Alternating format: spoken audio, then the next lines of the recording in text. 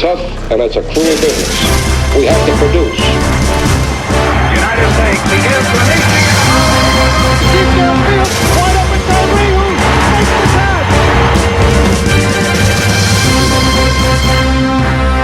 Bien que la Ligue nationale de football, la NFL, compte 32 équipes, il n'y a que 30 stades pour les fans. Les Giants de New York et les Jets de New York partagent le stade MetLife et les Rams de Los Angeles et les Chargers de Los Angeles partagent eux aussi le SoFi Stadium.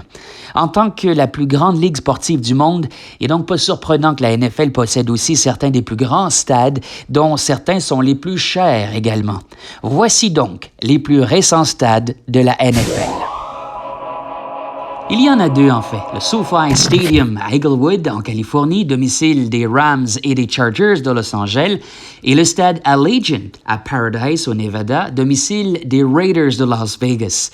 Ces deux stades ont ouvert leurs portes au public la saison dernière. En comparaison, le plus ancien des stades de la NFL date de 1924 et c'est le Soldier Field à Chicago. Et on y reviendra. Le SoFi Stadium, c'est un stade et un complexe de divertissement du Golden State en Californie qui a ouvert en septembre 2020. Il est situé à quelques kilomètres de l'aéroport international de Los Angeles et on n'a pas fini d'en entendre parler.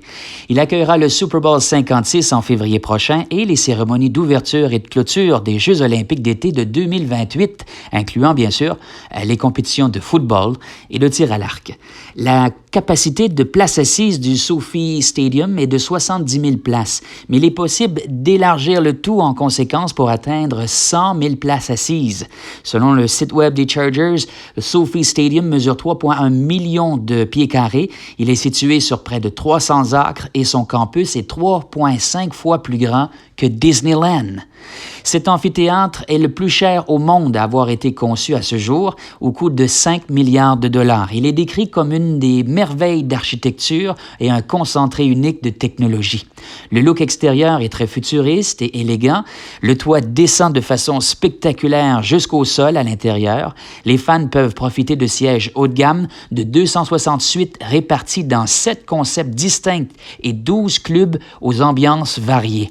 On a beaucoup misé sur la technologie et particulièrement sur un écran géant révolutionnaire qu'on a surnommé The Oculus. Cet écran à double côté long de 120 verges contient 80 millions de pixels et diffuse une image de qualité 4K. À elle seule, cette structure pèse 2,2 tonnes et comprend 260 haut-parleurs qui fournissent l'ambiance sonore à tout le stade. Et grâce à un partenariat avec Google, les fans peuvent voir en replay sur leur appareil connecté une tonne de contenu multimédia en temps réel. Il faut débourser à peu près 15 $ américains pour une pointe de pizza au pepperoni qui est vraiment pas mangeable selon plusieurs fans sur Twitter et près de 100 $ pour se stationner. Il faut aussi avoir les poches creuses donc pour profiter d'un match à cet endroit. Le deuxième, c'est l'Allegiant Stadium, le domicile des Raiders de Las Vegas. Un stade tout neuf puisqu'il a ouvert en 2020, lui également. Il a une capacité de 65 000 places. Les Raiders ont quitté leur lieu troublé de Oakland, en Californie, pour une nouvelle adresse tout juste à côté de la fameuse Strip de Las Vegas et à juste titre dans un endroit nommé Paradise, en plein cœur du désert. C'est une construction impressionnante avec un look space de soucoupe volante, un mélange d'argent et de noir qui correspond aux paillettes à proximité dans le désert, évidemment. Le propriétaire des Raiders, Mark Davis, a retenu le même cabinet d'architecture qui avait conçu le Carson Stadium précédemment proposé près de Los Angeles. Davis a conservé une grande partie du look du stade Carson parce qu'il était tombé amoureux avec sa conception globale, dit-on. L'Allegiant Stadium, c'est un stade en forme de dôme de 10 étages doté d'un toit en éthylène tétrafluoréthylène, d'un extérieur argenté et noir avec des bandes lumineuses installées, d'un écran vidéo en maille multimédia de 84 mètres et de grandes fenêtres latérales rétractables en forme de rideau. Du côté nord, une grande torche abrite une flamme à l'honneur d'Al Davis, le défunt propriétaire de longue date des Raiders. La torche de 26 mètres de haut est en fait le plus grand objet imprimé en 3D au monde présentement. Le stade dispose d'un terrain d'herbe, des Bermudes, naturel, similaire à celui qu'on peut trouver au State Farm Stadium à Glendale, en Arizona. Finalement, je voulais vous montrer le Soldier Field. C'est le plus vieux stade de football américain. Il a ouvert ses portes en 1924 et abrite depuis 1971 les Bears de Chicago, dans l'Illinois. Il a une capacité de 61 500 places. L'intérieur du stade a été reconstruit dans le cadre d'un projet de rénovation controversé, assez majeur, en 2002. On a modernisé l'installation qui a eu l'effet de réduire le nombre de places assises et le faisant radier aussi de la liste de monuments historiques nationaux.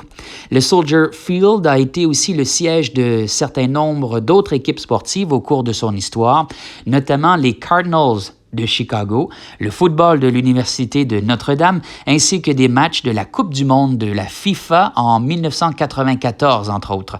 En 1968, il a accueilli les premiers Jeux mondiaux des Jeux olympiques spéciaux, ainsi que ses deuxièmes Jeux mondiaux en 1970.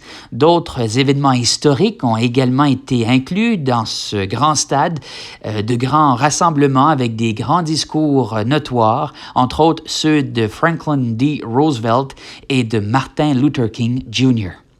Voilà. J'espère que vous avez aimé.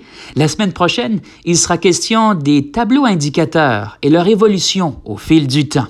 On est très loin des vieux panneaux à la craie, vous allez voir.